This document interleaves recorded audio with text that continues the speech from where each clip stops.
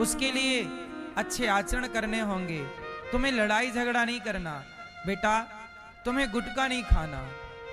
आप रोज कहिए, सामने वाला माने ना माने। अच्छा ये बताओ, पत्थर है और आप एक हथौड़ा लिए हैं और हथौड़ा लेकर के मार रहे हैं, एक ही जगह पर बार बार चोट मार रहे हैं।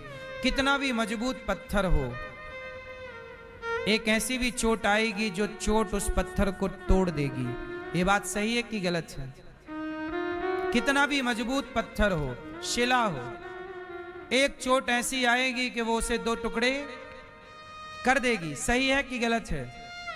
ऐसे ही बच्चों को ज्ञान की चोट मारते रहो, मोटिवेट करते रहो, समझाते रहो, उनके गलत पर समझाओ, प्यार से समझाओ, डांट कर नहीं, बिठाओ प्यार से। बेटा ये दारू पीना सही नहीं है, बेटा ये सिगरेट पीना सही नहीं है, बेटा तुमने जो रास्ता पकड़ा है वो गलत है।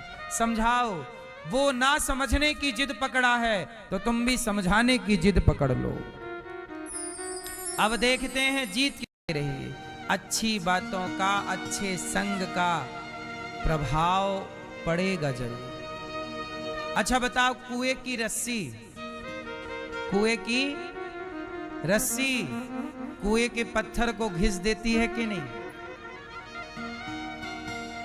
आप तो जानते होंगे कि रसरी आवत जात है, सिल पर पड़त निशान, करत करत अभ्यास के जड़मती होत सुजान। जड़मती मतलब मूर्ख व्यक्ति भी प्रैक्टिस करने से, अभ्यास करने से, समझाने बुझाने से गलत व्यक्ति भी एक दिन सही हो सकता है। जैसे रस्सी के घिसने से कुएं के पत्थर पर निशान पड़ जाता है। जब कुएं के पत्थर को रस्सी घिस सकती है तो आपको हम रोज समझाएं। इसलिए तो कहते हैं कथाएं रोज सुनो, सत्संग रोज करो। एक ना एक दिन वो सत्संग की एक बात आपके पूरे जीवन को बदल करके रख देगी। रोज हथौड़े से पत्थर पर चोट मारिए मारिए मारिए, एक दिन वो पत्थर टूटेगा जरूर, कितना भी मजबूत क्यों ना हो, बुराई कितनी मजबूत क्यों ना हो, बुराई कितनी भी पुरानी क्यों ना हो, पर सत्संग के हथौड़े से प्रहार तो कीजिए। अर्थात सत्संग थोड़ा सा करना स्टार्ट तो कीजिए। जैसे दीपक के जलाते ही अंधकार भाग जाता है, ऐसे सत्संग के आते ही कुसंग का अंधकार भाग जाता है, कुसंग नष्ट हो जाता, बुराइयां नष्ट हो जाती। ध्रुव जी को मां ने कहा जा तपस्या कर। ध्रुव जी गए, रास्ते में नारद जी मिले, मंत्र दिया। ध्रुव जी ने गुरु वचन पर भरोसा किया और मंत्र का जाप किया। जाप करते करते ध्रुव जी के 1 माह बीत गए। 3 दिन में एक बार खाते हैं, फिर भगवान का नाम जपते हैं। फिर दूसरा महीना आया तो 6 दिन में एक बार खाते हैं। साधक को कंट्रोल कहां करना चाहिए? आप बताओ, साधक को कंट्रोल कहां करना चाहिए? साधक को कंट्रोल करना चाहिए खान पान में। किस पर कंट्रोल? जोर से।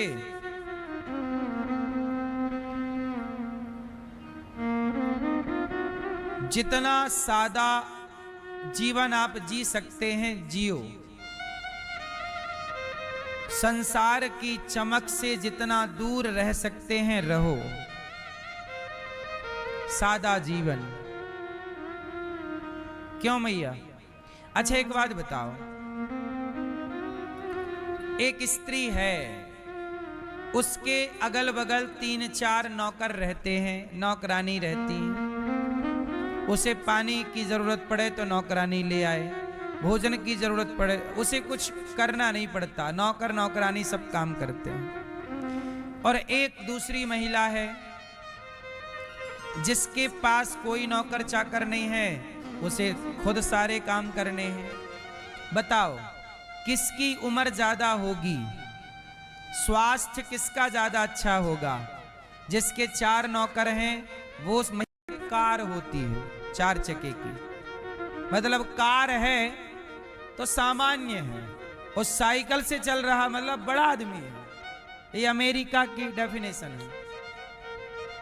सही है गलत है?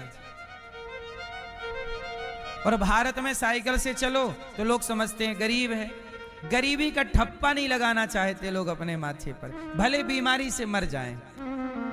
अरे साइकिल अमीरी गरीबी की निशानी नहीं है, साइकिल तो आपके हेल्थ को अच्छा रखती है और आपके वातावरण को भी अच्छा रखती है, प्रदूषण नहीं है।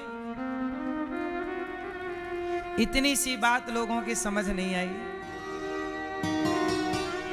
जितना पैदल चलोगे, जितना साइकिल से चलोगे, आप उतने स्वस्थ रहोगे। छोटे छोटे रोजमर्रा के काम साइकिल से कर लिया करो, हाँ या ना?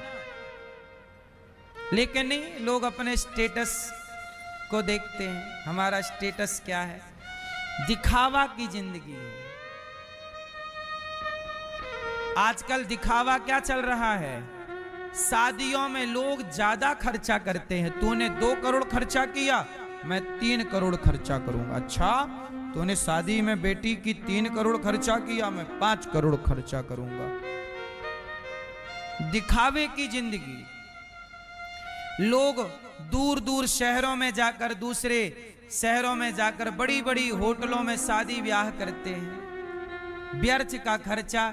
हम कहते हैं जो पैसा ईश्वर ने आपको दिया है, आप बेटी का विवाह कराते हो ना, अपनी कराओ, अच्छा है। बेटी के नाम से जो खर्चा, इतना बड़ा खर्चा कर रहे हो, उस खर्चे से अच्छा है कि सामान्य रूप से करके वो पैसा बेटी के नाम पे एक घर ले दो, ताकि बेटी के कल कौन सा दिन आए काम आ जाएगा। वो खर्चा व्यर्थ में 2 दिन में खत्म हो जाएगा। बेटी के नाम का प्लॉट ले लो या घर लेके दे दो। बेटी बेटी हम तेरे लिए विवाह में हम 1 करोड़ खर्च करने वाले थे, तो हम तेरे लिए 1 बच्चों को पढ़ाओ। अब बेटियों का यहाँ विवाह होगा, 25 बेटियों का, आप भी एक एक बेटी का विवाह में सहयोग कर सकते हैं, कन्यादान में सहभागी बन सकते हैं। किसी एक सेवा से अपने आप को जोड़िएगा। ध्रुव जी गए, उन्होंने खाने पीने पे बड़ा कंट्रोल किया, और 5 महीने की तपस्या से भगवान प्रकट हो गए। भगवान के आने में देर नहीं है। अच्छा एक बात बताओ, दही में मक्खन है कि नहीं? जोर से है। तो प्रकट करने के लिए क्या करना पड़ेगा? दही से कहो, दही भाई साहब मक्खन निकाल के दो हमें, तो कहने से दे देगा? दही से आप कहो, दही भैया हमें मक्खन दो, क्या दही कहने से देगा? दही में मक्खन है, पर कहने से ना निकलेगा। आप कहो निकल आए तो बताना। दही से कहते रहो, वो कभी मक्खन ना निकालेगा, पर कहो मत, करो, मथानी लाओ और मंथन करो। मंथन करने से मक्खन प्रकट होगा।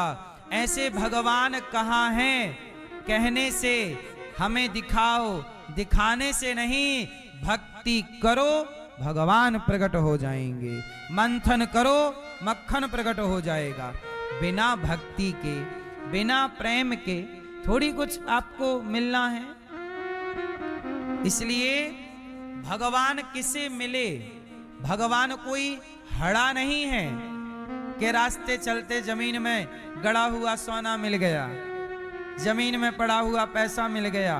अरे भगवान तो प्रेम के अधीन है। शबरी को मिले तो सही, पर प्रेम के कारण मिले।